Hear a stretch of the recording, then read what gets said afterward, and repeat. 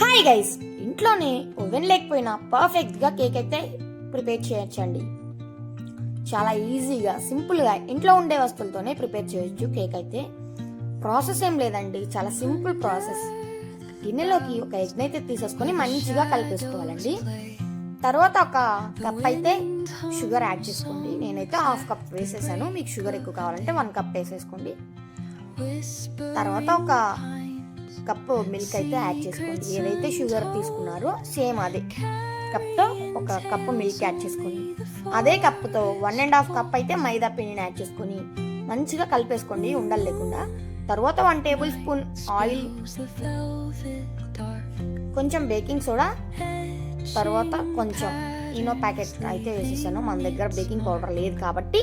తర్వాత కొంచెం ఒక 2 స్పూన్స్ అయితే వెనిలా ఎసెన్స్ వేసుకోండి ఫ్లేవర్డ్ కోసం.